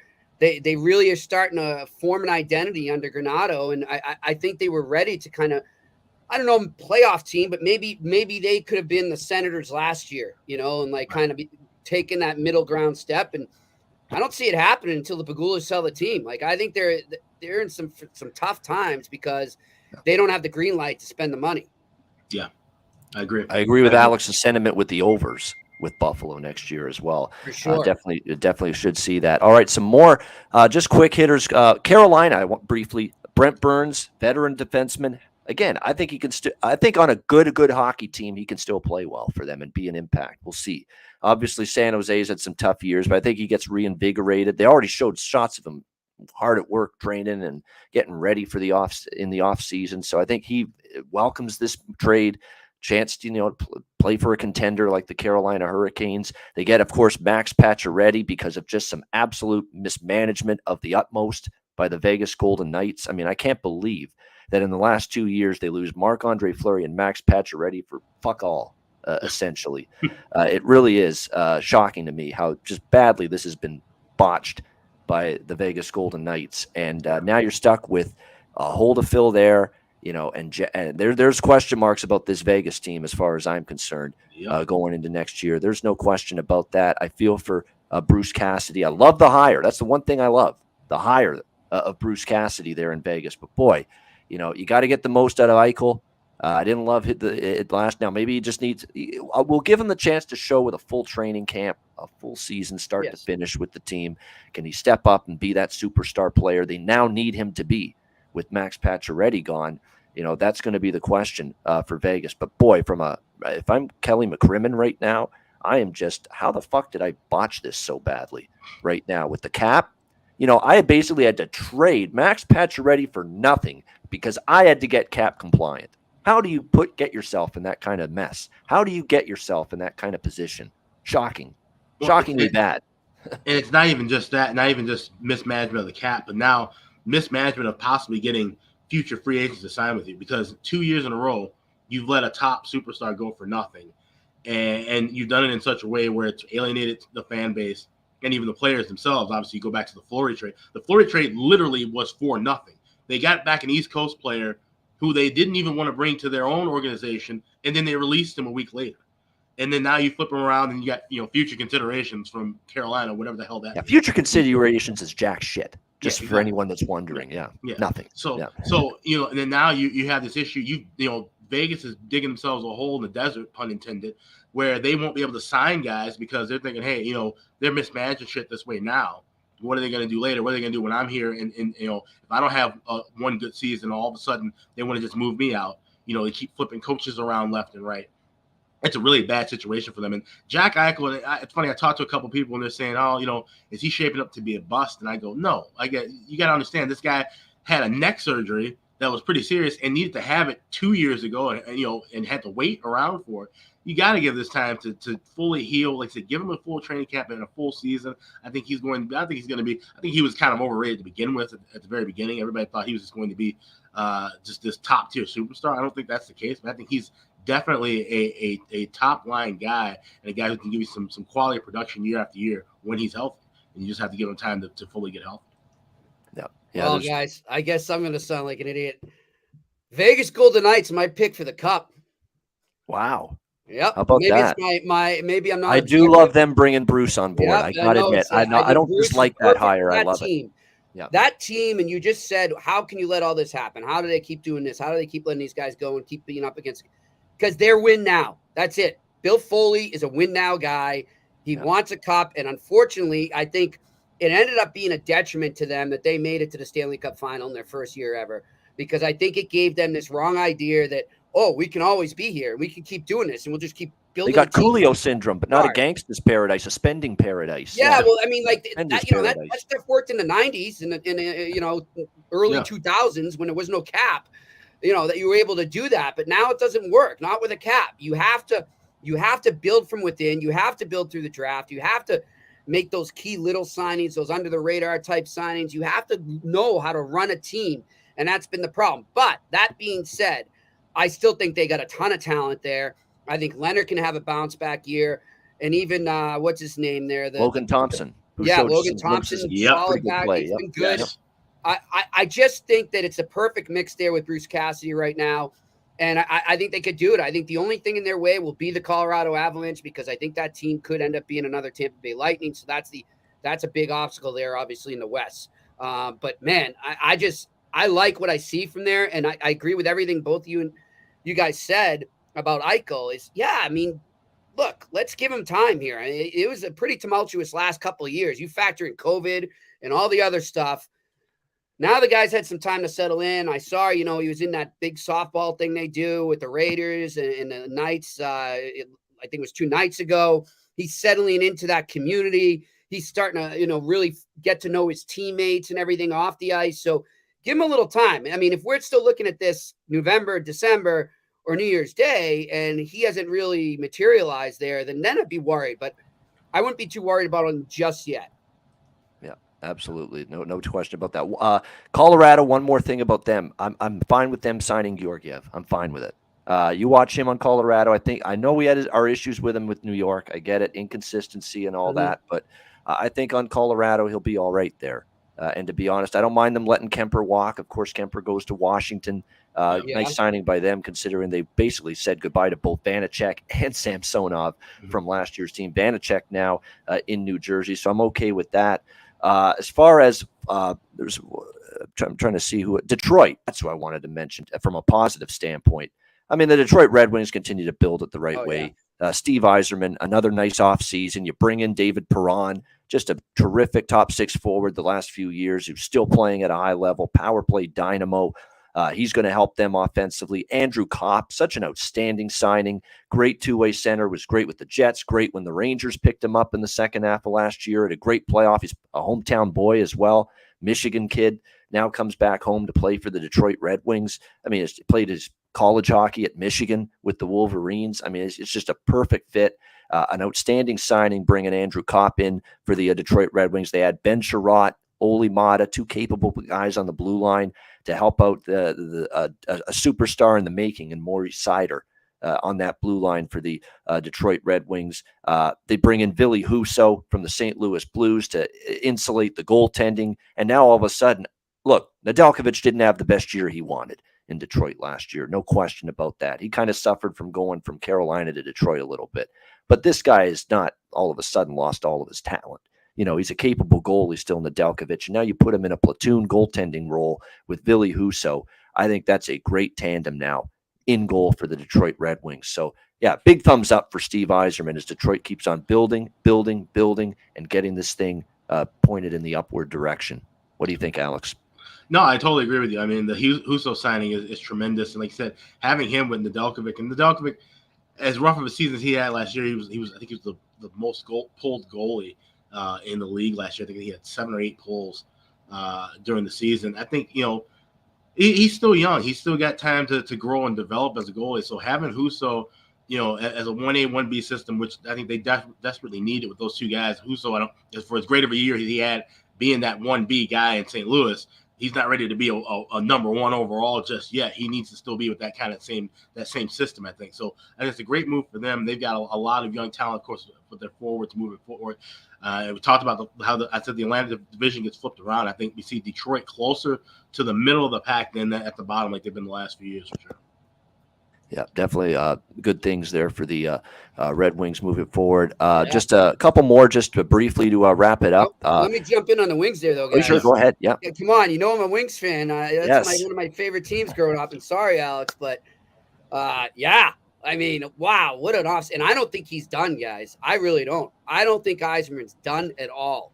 I think he's got another one up his sleeve. He's been given the green light now by ownership to take them to the next step. And as I jumped on, Alex, you were talking about the Bruins being a down team, and I completely agree. I don't see the Bruins making the playoffs. I see both the Detroit Red Wings and Ottawa Senators finishing ahead of the Boston Bruins this season and competing for maybe that final playoff spot out of the Atlantic.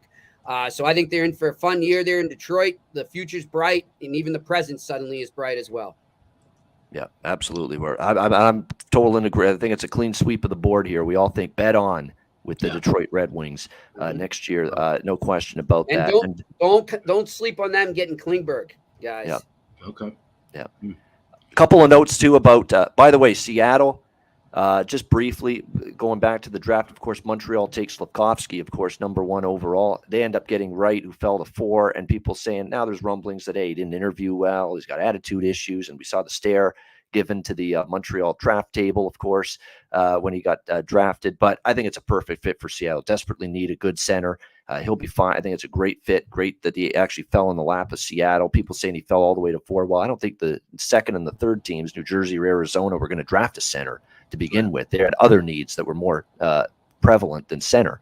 So I think that's all why Wright went to Seattle at 4. Not so much, he had attitude issues or he didn't interview well. I think it's more just a need situation, but he'll fit in well there with Seattle. I think they'll continue to, slowly improve in the offseason. I want to mention too briefly about Pittsburgh, just briefly, just because good job signing Malkin, re-signing him for another 4 years. Great. What the hell are we doing giving Chris Letang 6 years though, when he's 35 years old and he's going to be 41 at the end of that contract? That was a bit of a head scratcher. Now I know you want to finish lifer as a Penguin. I get that, but 6 years when he's 35 years old, that was surprising. Yeah, unless they're doing some incredible medical research, which Pittsburgh is known for as a city and its medical institution. UPMC sports medicine. Yes. Yeah, unless they're doing something, and they're finding this useful extract to reverse aging. I don't know what the hell Pittsburgh's doing with all the money they have tied up, and they're by far the oldest team in the league as of now. They're only going to get older, and they only have this money tied up. I don't think Malkin re-signing was a good idea. He's constantly hurt. I don't think Letang re-signing. He's constantly hurt. We know about Sidney Crosby, as great as he is. He's not going to go anywhere. He's going to retire as a Penguin, but he's constantly hurt as well. And you only have $2 million right now in cap space. So what happens when these guys get hurt again? Not if, when, because it happens every single season. So you don't have the kind of stockpile in the AHL that you used to have 5-6 years ago. You haven't drafted that well. You haven't scouted that well. So the Penguins are headed to a deep decline, and all the fans will get to see their favorite players retire in black and yellow. But the next 10 years after, it might look like how it did before Crosby and that gang got there. I mean, they're headed toward a disastrous collision with being at the bottom of the Eastern Conference. I think in the next few years, keeping all these old guys around, I don't understand it one bit. Yeah, no question, and that's definitely something to. It's questionable. I mean, I could live with Malkin at 4 years, but the Letang thing, but you mentioned it. He's been injury prone too, Malkin. So that's the issue there. But when's the last time you had a season with Crosby, Malkin, and Letang all play even 75 games together? Well, you're gonna have to go back a ways to determine that. There's no question. So interesting, and of course they just dealt Mike Matheson, of course, to Montreal, and they got Jeff Petrie and Ryan Poehling in return from the Montreal Canadiens. And it's not like Petrie's coming off a great season for the Montreal Canadiens. So they get old. They're getting older and older, and not building anything. Their average age went up. Yeah, no question. In this offseason. So Pittsburgh's another one of those teams fighting for their lives, I think, to get in the playoffs next year. I think the Bruins need to stop living in the past. I mean, the Bruins are stuck in 2011 and the Penguins are stuck in 16-17. It's like, move on. Just, accept reality and start rebuilding. And it's just, it's sad to see teams do this, man. Like, I mean, they think, we're going to lose our fan base. No, you're not. You might be down in ticket sales for a bit, but in the long term, if you don't keep doing this, it's going to help you, and you're gonna get back. We've seen teams. Look at the New York Rangers get back within it, in 3 years. When they wrote their fan base a letter, they said, "Get ready. Here's what we're doing." But in 3 years, they're right back in it. And this year, they're 2 games away from the Stanley Cup. So suck it up and rebuild. It depends on how you rebuild. Yeah. Right. Oh, yeah, but you got to at least try. Yeah, and not the way to stay competitive and at your best and be a true contender. Because it sure sounds like they still want to be a Stanley Cup contender. It's not giving 6-year deals to guys that are 35 years old that can't stay healthy for a full season. Yeah. To Petrie's credit, though, guys, I mean, obviously, I saw him up close a lot and paid attention to him a lot this past year in Montreal. And once St. Louis was hired, man, he was a completely different player. He had if you go back and look at his stats under Ducharme and under St. Louis, and especially in the final month of the season, his stats went way up. He improved game by game by game. So, there's still something there. Ryan Poehling is just, maybe he needs a change of scenery.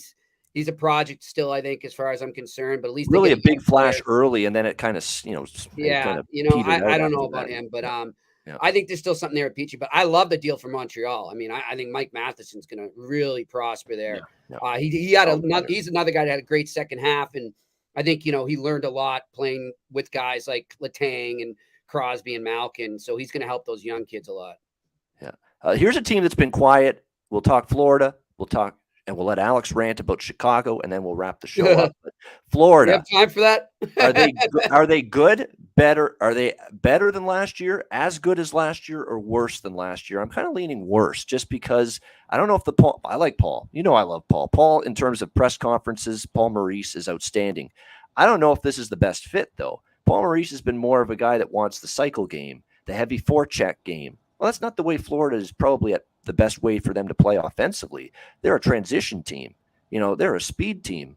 It's a little bit different from the way Maurice's teams have typically played. Is it the best fit is a big question mark. What do you think, Alex, of Florida going into next year, especially coming off the President's Trophy here? It's not a natural fit, but I think it's what Florida needs. If they're going to be a Stanley Cup winning team, they have to have that balance. You can't go. They just weren't not able to keep going up and down. And like I talk about conferences all the time. Florida was in the West. Yeah, they probably would have won a cup already, but they're in the East. And not only in the East, they're in the Atlantic. So you got to go through teams that can shut you down, like Tampa Bay. Even on a good night until recently, Boston. You got teams that can defensively body you and battle you, and they're not going to let you just run all over them. The run and gun system is not going to work every single night, and it's definitely not going to work once you get into April and May. So I think Maurice ends up being a decent fit. I think Florida's going to play the same kind of hockey early that we saw early last year, but I think we see them add a little bit more defense in. They're more responsible on their own end, and if we can see that the goaltending improve, so basically we're saying give me more Spencer Knight, please. Yes, more Spencer Knight. Seeing him, blossom and develop, and honestly, Bobrovsky, if he can try and play it as well as he did the last couple of years, and still be that top tier guy, it's turned them obviously more into a 1A, more 1B situation because of how good Knight is projected to be. But that's fine because Bobrovsky has played a ton of games. You don't want to just run him into the ground either. So I think overall, and we've seen over the years with Maurice in Winnipeg, even though he had a guy that he could and they kind of did run into the ground, I think, in Connor Hellebuck, but he knows how to manage a 1A, 1B system with goaltending.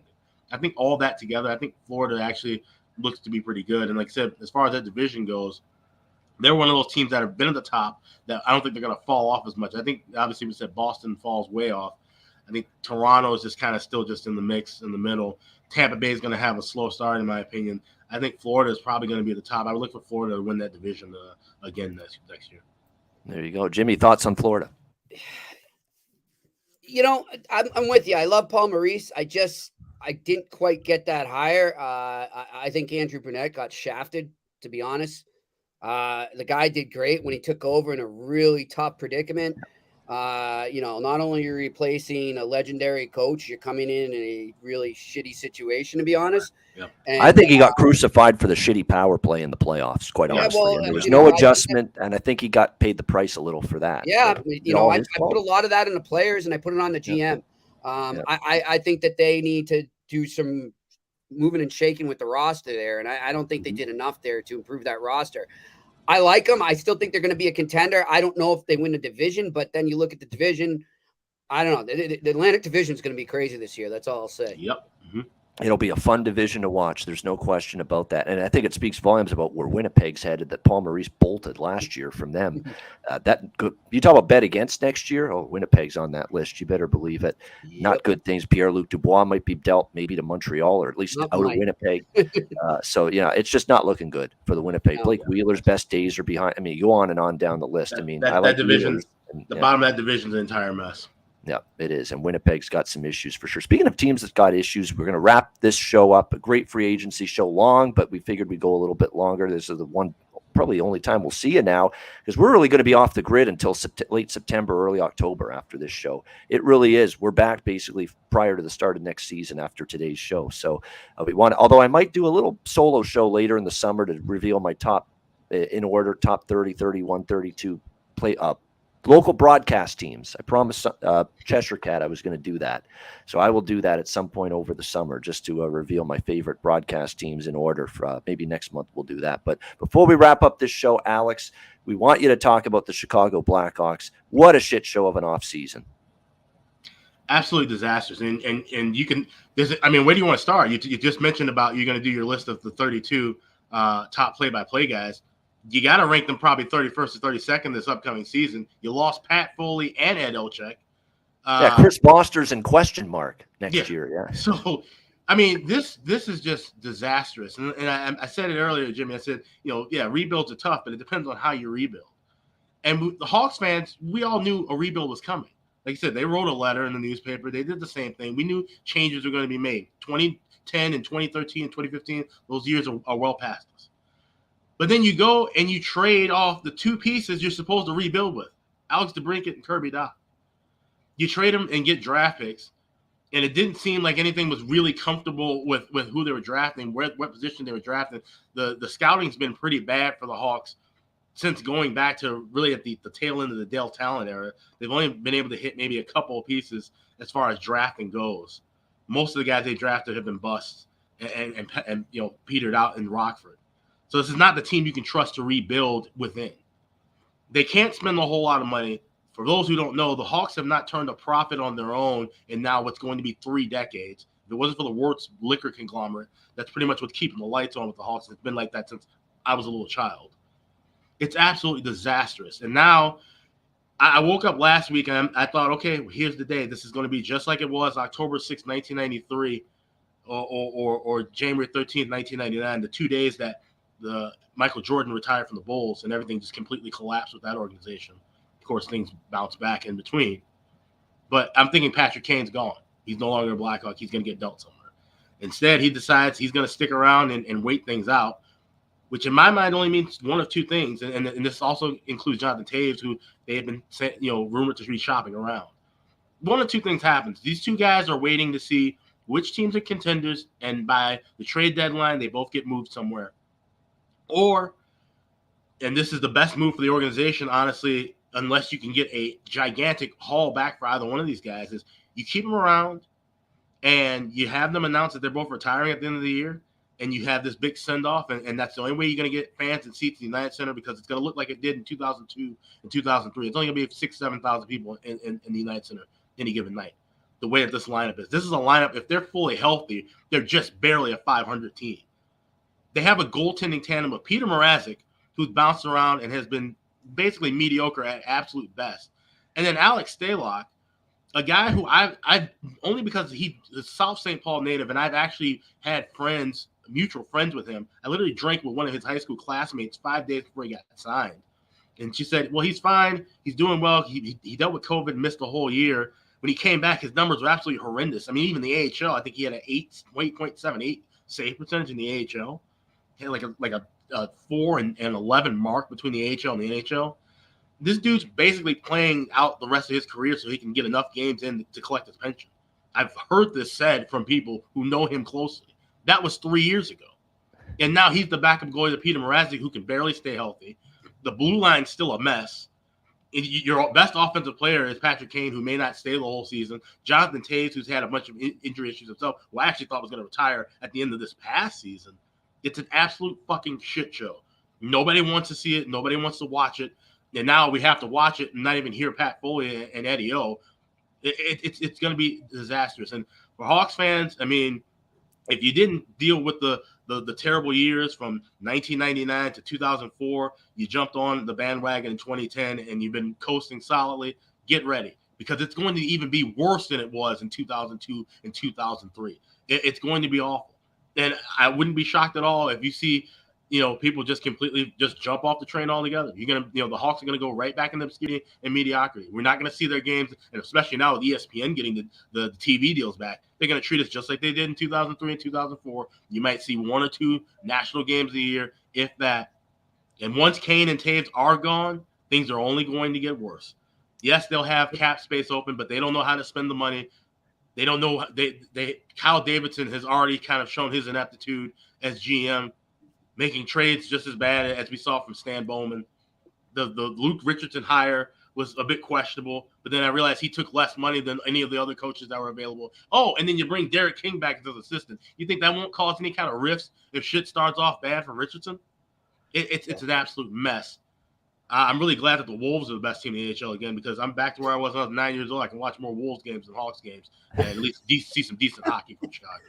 Tell us how you Wow. really feel, Alex. Bravo. Hey, but it's not all bad. You got Max Domi and Andreas Athanasiou there now. Yeah, Look, Max Domi is a bright one spot. thing I want to say, I want to ask you though, Alex. A year from now, if they've drafted Connor Bedard, are you singing a different tune? It's still going to be a mess. How are they not doing all of this shit and not telling their fan base, "Hey, we're tanking for Connor Bedard"? I mean, Seriously. even if they get Connor Bedard, is he going to be the savior? Is he going to be the next Patrick Kane to just turn everything around? I mean, guys, everything you hear about this kid, he's the next Connor. You know, he's the next Connor McDavid. I mean, this guy is gonna be a stud. But if the Hawks cleared cap space and found a way to get Connor McDavid, that still would be bad. Yeah. I mean, I'm with you. I still think they're gonna. I think the Hawks are the Bruins West, man. I mean, and look, everything you just said about what you went through as a kid, Alex, with the Blackhawks. Now, given I didn't have to deal with all that TV mess, but the Bruins were the same thing. I mean, that's the way Jacobs always are, just like the Wirtz. The Jacobs and the Wirtzes are identical. They're just cheap. They don't give a shit about the fans. They don't care about the hockey. They just want to get their ticket revenue. They want to get any type of revenue they can, and it doesn't matter if the success of the team is the price to get it. And that's what's going to happen in Boston, too. That's what the Bruins are in for right now. They're going, and people say, well, they've been spending at a cap. You can still spend at a cap and cut corners and really, hurt the team in terms of talent and skill on the ice. And I think the Hawks are the same way right now, man. I feel bad for you. I feel bad for all the Hawks fans, but at least you had a good run. But get ready for some really tough times in Chicago for sure. Yeah, definitely. It is. And, I like how they phrase it, or I think the Kane camp in particular tried to phrase it. Well, Patrick Kane's going to see how the team starts next year. Does anyone think this team's going to be fucking good next year at the beginning? This is not Patrick Kane thinking, oh, I want to see if this team actually could be good, and then I'll make my decision what I'm going to do at the trade deadline. This is him waiting to see who's good in terms of the contenders at the trade deadline, and then deciding where am I going to go? Where am I going to land my boat, so to speak? And to me, that team's going to be the New York Rangers. Look at the lineup. Look at the opening night lineup last year, and it got everybody's hopes up, thinking, okay, well, maybe this team can make a run and possibly sneak in as a wild card. We've got Marc-Andre Fleury, Seth Jones. Can he revitalize his career? And what happened? They go 0-9-2, mainly because the change they should have made, which they didn't until they were forced to, was get rid of Jeremy Colliton. So had they made Derek King the coach at the beginning of the year, who knows? Maybe they go 5-4 in that stretch, and they actually do end up being a team that falls off at the end of the season, as opposed to the first month. Yeah. So what Kane is waiting for has nothing to do with what's going on in 1901 West Madison. It's what's going on with any of the other 31 teams around the league. Yeah. Who's contending? Who's going to give me my best shot maybe to win a Stanley Cup elsewhere? And I think the New York Rangers are the ultimate fit. He loves playing with Artemi Panarin. There obviously would be a team that would make a big move. Chris Drury would at the deadline, knowing they got so close this year, way ahead of schedule. No one expected necessarily an Eastern Conference Finals appearance from the New York Rangers this year. And now they're expecting just as much, if not more, next year. And, I think Patrick Kane there at the trade deadline next year to the New York Rangers. I'm saying don't be shocked if we indeed end up seeing that happening. But guys, I mean, going back to Buffalo, wouldn't it be nice if they could spend money right now? They'd be interested. 100% they would. Hometown kid. Yep. Well, talk about revitalizing your market. If you could get him, I wouldn't want to be a taxi cab driver there, but it would be good. But it'd be a great fit. He's a hometown kid. He would play in Buffalo. Like that probably actually would be one of his top 3 or 4 choices. I think New York, because they're closer to a cup than Buffalo, obviously, but the Rangers, but Buffalo would be an option. And it would finally pony up the bucks to pull off a trade like that if you're Pagula, and give Kevin Adams the chance to make a deal like that. Guys, what about LA? I don't know if you touched on them earlier, but that's a bet on team for me as well this year. And keep in mind, because Kyle Davidson, once again, ineptitude, had a chance to move Alex DeBrincat and possibly get Quentin Byfield, Alex Turcotte, and a draft pick back 2 weeks before the draft, and didn't pull the trigger on that. Oh yeah. So LA might be a fit potentially. I don't know if they're not gonna give up that kind of a haul for Kane like they would have for DeBrincat, but no, it's a possible fit. Yeah, they've got plenty of prospect capital, draft pick capital, young guys on their roster. And that's the thing. Capital. Yeah, and the Hawks, like I said, they're clearly trying to build draft wise. So the teams with more draft picks are going to win out than the teams with actual talent that's proven. Right. that can be moved. And that's the thing I'll say, guys, keep an eye on is, as we go on with all these trade rumors and all this, as we approach it, like my teams that I think are in the best position to pull off these trades are the LA Kings, the Detroit Red Wings, the Ottawa Senators, and Jersey Devils, just because of their cap situations and all they have with young players that already have a taste in the NHL. They have a lot of attractive pieces and scenarios there that, the teams that have these players like a Kane, or as we saw DeBrincat to move, are looking for. Yeah, Kane. The only three teams I could see Kane getting moved to would be LA, Buffalo, or the New York Rangers. And I threw out Calgary as a mix. And I said if they're really trying to scramble and push the panic button, and if they do, and I'm Kyle Davidson, the first thing I'm asking for is Dustin Wolf, without question. That he's a kid that I think that's going to be, like I said, ready for prime time sooner than later. And the Hawks need goaltending help. Drew Comesso's on the way, but you get Wolf in there, and that at least formalizes one position moving forward in the next few years. Yeah, that stinks on ice. Mrazek and Stalock, by the way, that tandem, that's overs, as bad as it gets. Overs, first period overs, full game overs. Yeah. Team totals for the opponent. Yep. 3.5, 4.5, even if we see them. Yeah. You'll see 6 and 6.5 and 7s quickly with the Hawks. Yeah. And the worst part is it's going to all be on the other team. You won't even be able to bet over 6.5 because especially if Kane and Taves are gone, where's their offense? Yeah. I mean, that's the thing. That's why team totals for the opponent, maybe isolate that might be the best way to go about it with Chicago next year. That's going to wrap it up. I mean, we gave you an hour and 40 minutes. We basically mentioned something about pretty much every team and certainly all the teams that were active, at least during the free agency period. We're going to be, like I said, off the grid till probably just before the start of next season, but we will be back next season, and we're looking forward to it. Alex, just some final words before we wrap this up. Yeah, it's been a nice offseason. It's been nice to have a full offseason, for once, and obviously great talking with you guys and talking hockey. And I hope everybody enjoyed the program today. And yeah, just looking forward to what just an ever changing landscape in the NHL as always. And so be interested to see what happens between now and opening night on October 12th. All right, absolutely. And Jimmy, it was great to have you on the show today. Final words from you. Same thing. Thanks to everyone for following us and watching throughout the season, and to you guys for being a great co-host and Andrew as well.